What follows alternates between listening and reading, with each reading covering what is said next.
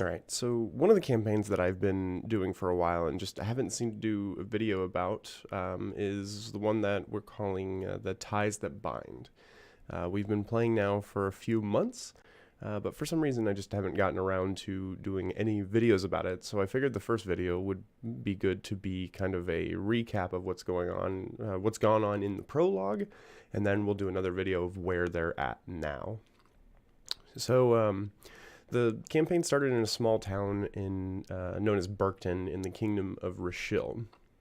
The party that we have, the first member that's introduced in it, is a young man named Adair, man of the cloth, simple, and just wants to do what's right with the divine gifts that he's been giving. He loaned out his censer, the orb that incense are burned in, to a young man named Ephes Ansik, the son of the local mortician. He didn't really question why the young boy needed it. It's just common for them to kind of trade needs as their local holyman in the group, or rather in the town.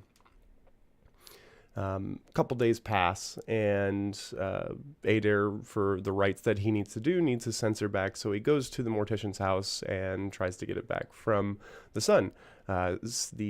Speaking to the father, he finds out that the son has been missing for 2 days, and that he went to the woods to the north of Burkton, and he just hasn't heard back, and the militia has not done anything about it yet.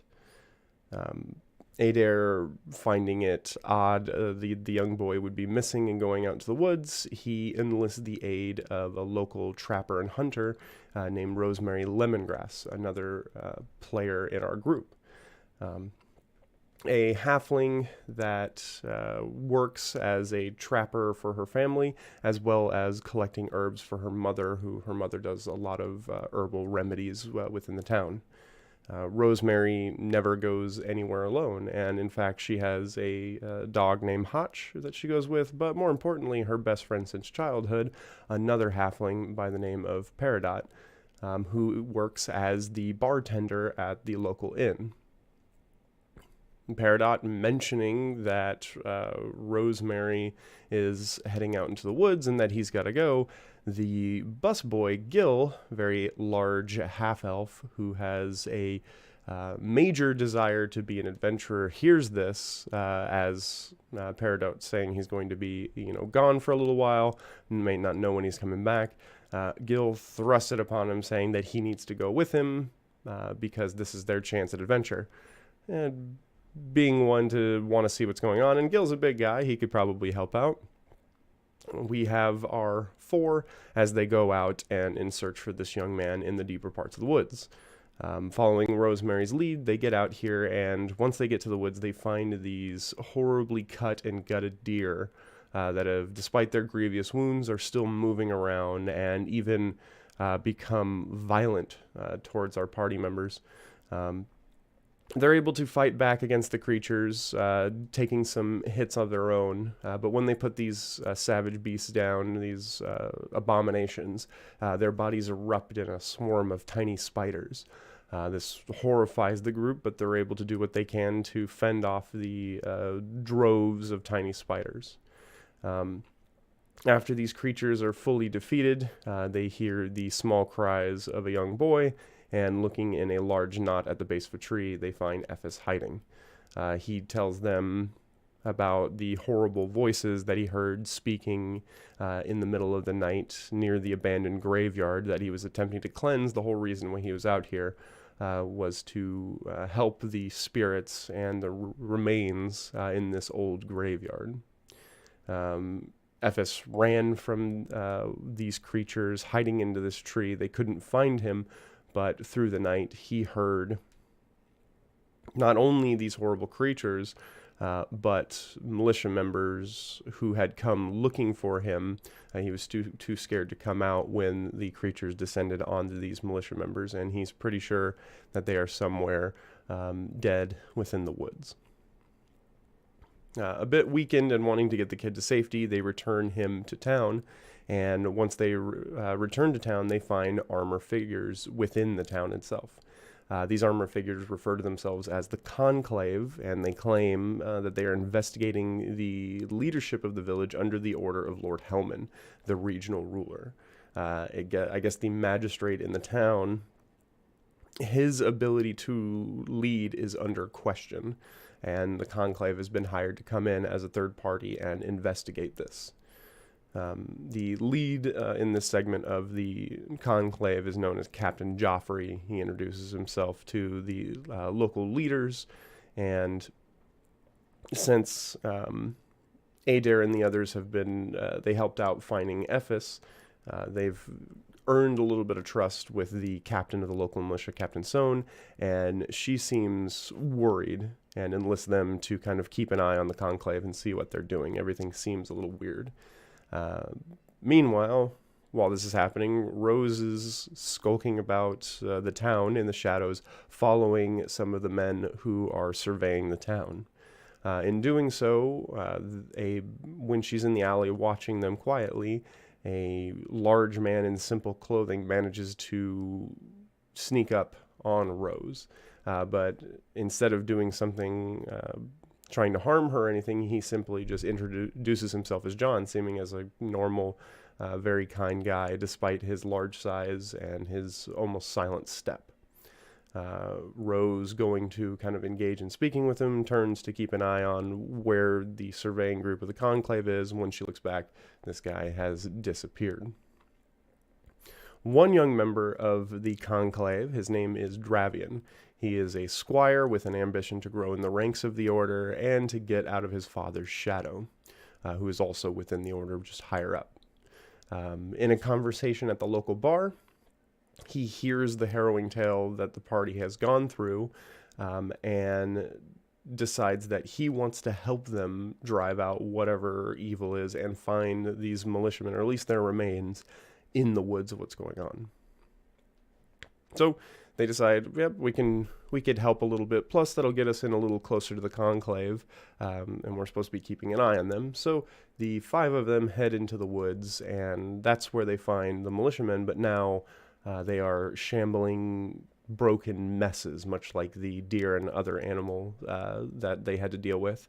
And then the same instance of them cutting them down, these undead abominations, they turn into swarms of spiders. However, this time, what turns out to be the mother and father of these baby spiders that they're killing come down and basically threaten to kill all of them.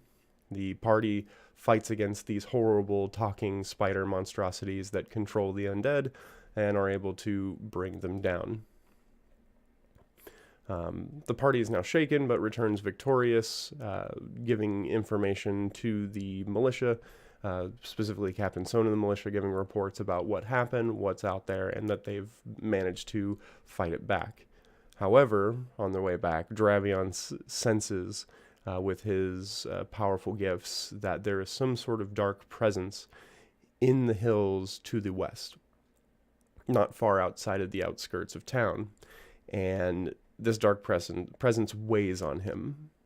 They go out to the tavern to kind of drink on their victory, and that's when he mentions to them, like, there might be something more to all of this, and I feel a need to help you all in figuring this out. It's what the Conclave is for helping people. Mentioning the Western Hills, that's when Perry and Rose speak about the story of them spelunking a few weeks ago. Perry falling into a hole in the old Hafford mine, and a skeleton moving towards them, goes to grab him, but he manages to, with the aid of Rose throwing on a rope, able to scurry out from inside that hole, and the both of them fleeing out of the mine. Dravion believes that there is something connected here, and at the very least this dark presence can't stay here, and the rest of them agree. Dravion goes to his captain, Captain Joffrey, to request the ability to go aid the town in dealing with this. And Captain Joffrey denies this, saying that a small plight of a backwater village is not of their concern. Dravion denied his will to help, is trying to wrap his head around why his captain would deny him.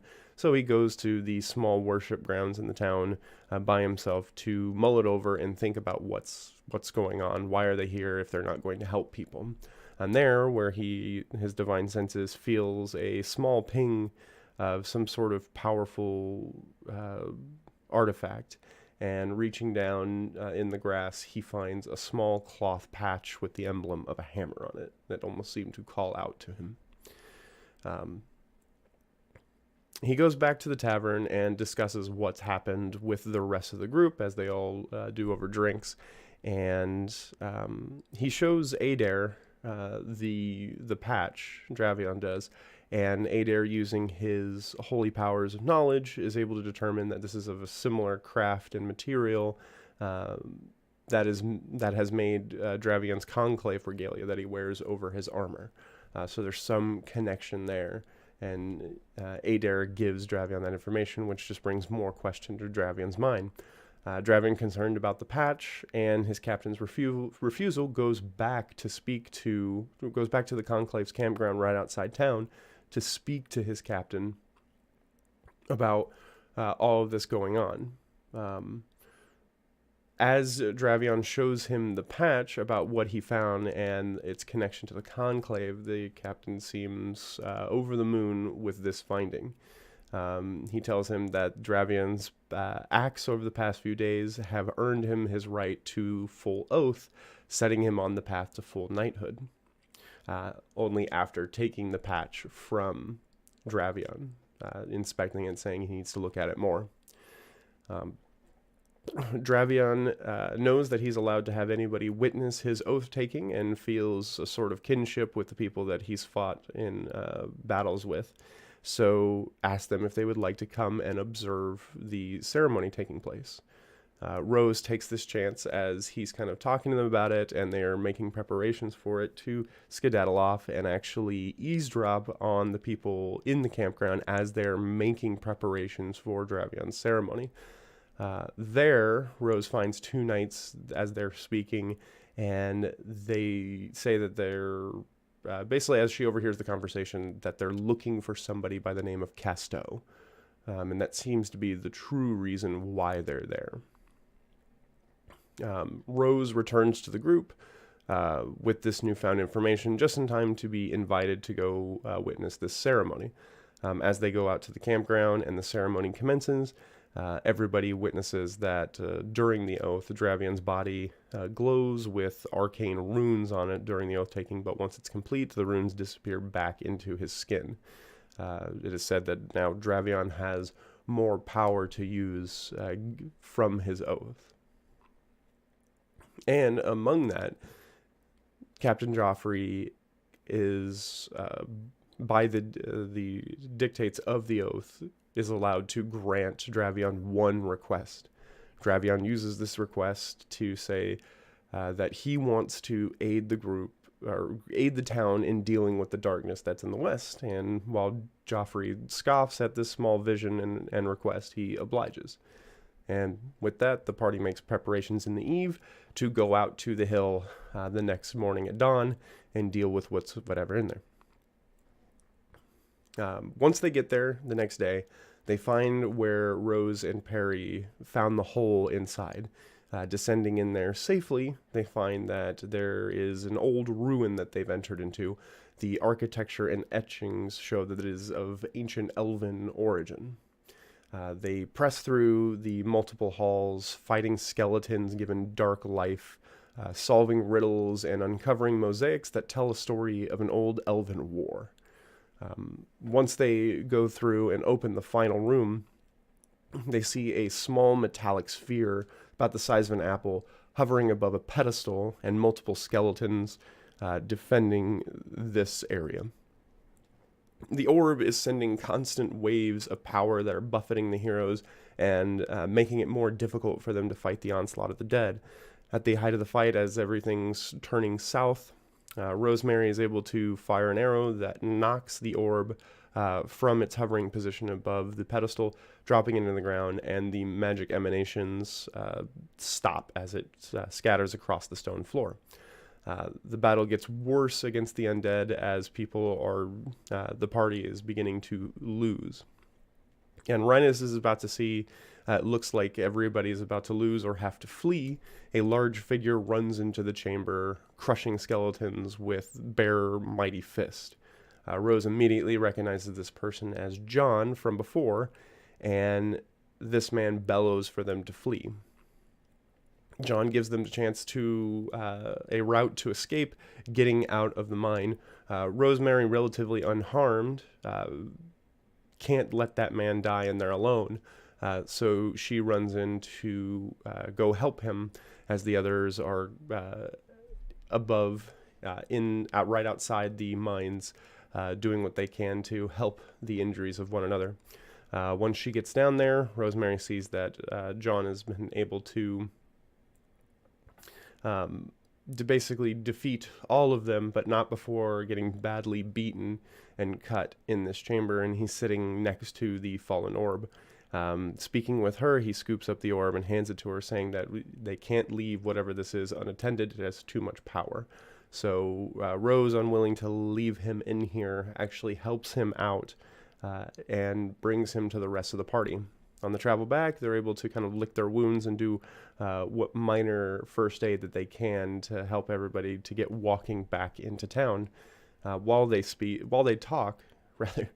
walk, they talk to John about how is it possible that he knew where they were and why did he come and help. And he mentions that he's been watching them. He's been interested in what they've been doing and the good that they've been doing for the town. And he couldn't stand by as this new danger was happening and let them all suffer some ill fate. He also speaks of a warning that once they get back to town, that whatever happens, they're not to interfere with what comes next. They try to press him on the subject, but he's unwilling to give any more information, but they do make it back to Burkton. Bruised and beaten as they get back to town, they now see that the conclave, the remainder of the group that's here in Burkton, is in the street waiting for them. Captain Joffrey refers to the man that they've known as John, this time as Adun Casteau, and that he is to pay for his crime. Dravion immediately recognizes this name as a captain from the conclave said to have died in a battle against orcs almost 20 years ago. Casteau was heralded as a great hero before and after his supposed death. The conclave bears arms against Casteau, and Casteau tells them to run away, that this isn't their fight. The party, however, holds fast next to him. Even though they're almost next to death with the wounds that they've sustained, they're unwilling to leave Casteau to whatever's about to go down. Joffrey orders his men to kill the 4 locals, while he sends the other squire in the group, Tomas, to deal with Dravion, to convince him that what he's doing is wrong, or at the very least, if he can't convince him, to kill him. Battle breaks out. Everybody's fighting back and forth. Casteau, unarmed, is fighting alone against Captain Joffrey and the captain's lieutenant, Lieutenant Sieg, unarmed, as they bring weapons against him. Casteau is actually able to snatch the small patch from Captain Joffrey from one of his pockets and uses a magical surge to turn it into a massive hammer, maul, that he brings to bear against the fight, making it a little bit more even. Rested, better trained, and ruthless, the conclave proves to be better in this instance, but not before the party is actually able to take down one of the knights. Captain Joffrey and Lieutenant Sieg, using some low tactics, are able to stab Casteau with a horribly virulent poison from a dagger, dropping Casteau into the dirt. As they hear the local militia rushing to help in the scene, Captain Joffrey gives the order to retreat, leaving behind the body, Casteau, but the others are able to get away. In his last words, as he's down in the dirt, Casteau warns Dravion to flee from the conclave, as there is no fighting the corruption that has wrought through the entire group. Dravion pledges to him that to right all of these wrongs and to cut the rot out of his beloved order. Casto dies, but not before handing Dravion over the patch.